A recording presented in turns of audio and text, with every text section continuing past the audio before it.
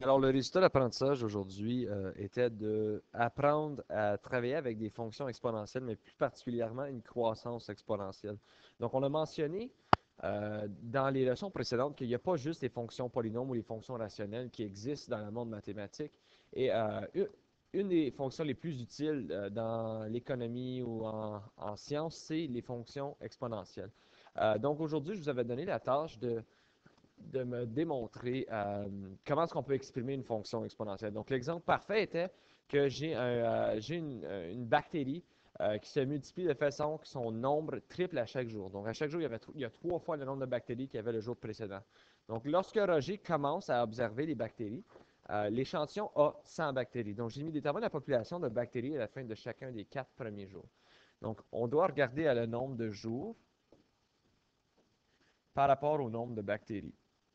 Donc, quand Roger les découvre, il y avait 100 habitants dans la bactérie. Mais, l'erreur que certains gens ont fait, ils ont dit, OK, ça c'était le premier jour.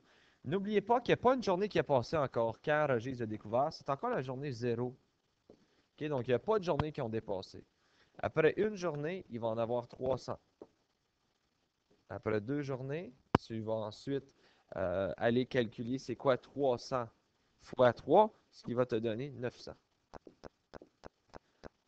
Suite à ça, vous allez checker le troisième jour. Vous allez faire 900 fois 3 qui va te donner 2700. Et ensuite, pardon, j'ai oublié mes zéros, vous allez faire pour la quatrième journée qui va vous donner 8100. Donc, je sais que pendant les 4 premiers jours, ça, c'est le nombre de bactéries que je vais avoir. OK. Dans la question B, je te demandais d'écrire une équation qui représente ceci. Donc là, il y a beaucoup de gens qui se sont donné du trouble avec cette étape-là parce qu'il y a beaucoup de gens qui étaient OK. Donc j'ai 100 qui multiplie de 3 fois exposant x. Pas tout à fait. OK? Donc, l'exposant, vous avez raison que c'est l'inconnu. Parce que l'exposant va toujours changer. Mais commencez avec le concept, j'en ai 100 et il va tripler. Ça, je le sais. OK? Alors maintenant, regardons ici. Donc, fois 3, fois 3, fois 3, fois 3. OK. Regardez-les maintenant d'un autre côté. Le 100 ici, c'est fois 3 exposant 1. 300. C'est 300 fois 3 exposant 1 qui me donne 300. 900. Si je regarde au 900, pour avoir 900, c'est 100 fois 3 fois 3 une autre fois. Mais 3 fois 3, c'est au carré. Pour le troisième, c'est 100 fois 3. Et le 300 était fois 3. Et le 900 était fois 3 pour me donner 2700. Donc, remarquez que 3 fois 3 fois 3, c'est 3 exposant 3. Puis, une autre chose que vous devez remarquer, c'est, garde, 1, 1, 2, 2, 3, 3. Donc, dans ce cas ici, l'exposant dans mon équation, c'est combien de journées qui ont passé? Alors, si je regarde à l'équation suivante, tout ce que ça va être, c'est que y va être égal à 100 fois 3 exposant x.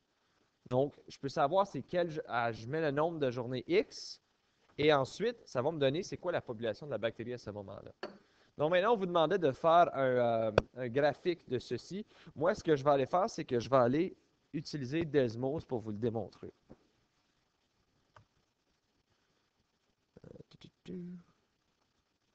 Où sont mes applications? Bon. Donc, l'équation que nous, on veut tracer, c'est y est égal à 100 fois 3 exposant x. Donc, voilà votre équation. Là, il y en a qui vont faire wow. Je vais devoir zoomer en arrière pas mal pour voir vraiment à quoi ça a l'air. Ça fonctionne pas tellement bien ici. OK, on sait que le premier point, ça devrait être à 100 et 300.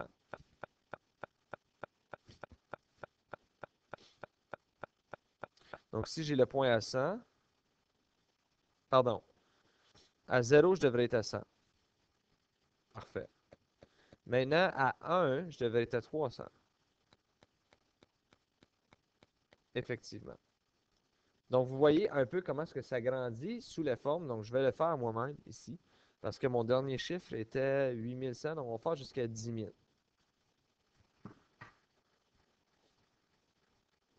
Donc, chaque ligne, on va dire que c'est 1000. Donc, j'ai 10 000, 9 000, 8 000, 5 000, etc. OK? Et mes X, ça va être simplement 1, 2, 3, 4. OK? À 0, je sais que je suis à 100. Donc, si j'ai 1000 ici, 100 est à peu près là. À 1, je suis à 300. C'est un petit peu plus haut. À 2, je suis à 900. Pas mal proche du 1000.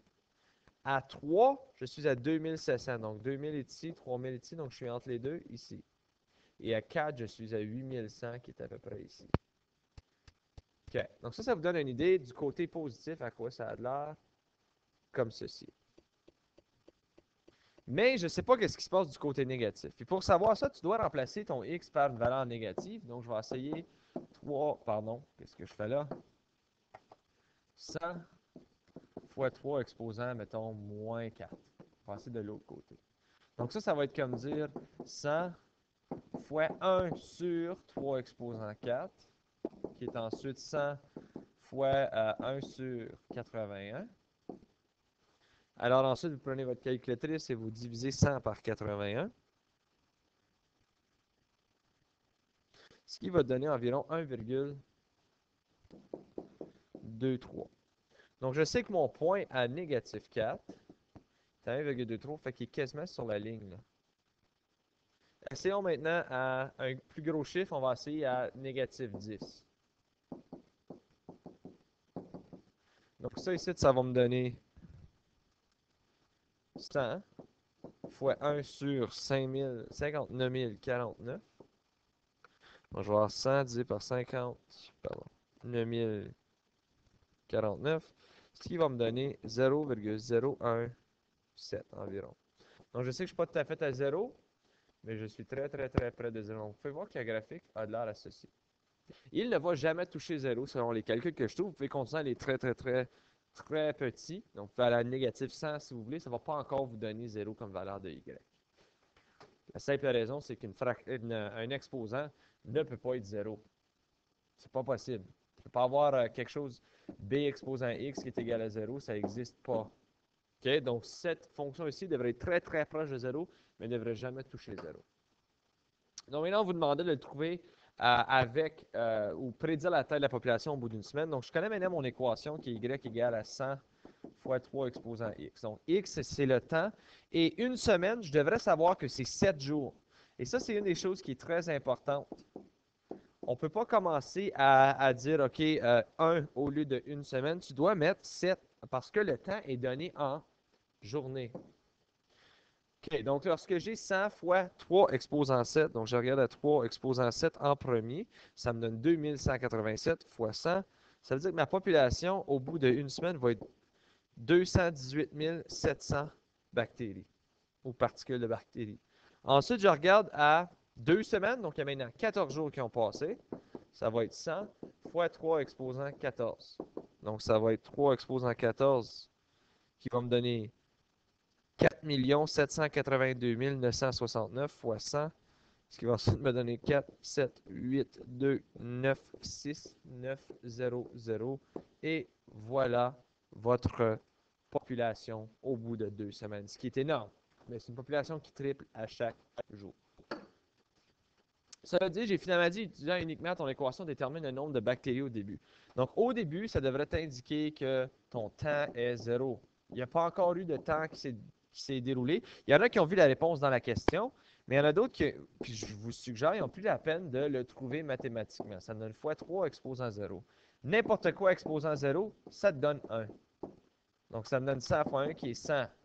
Ben, c'est logique parce que le jour où Roger commence à les observer, l'échantillon compte 100 bactéries. Donc, au début, il y en avait 100. Donc, je devrais avoir 100 comme réponse finale.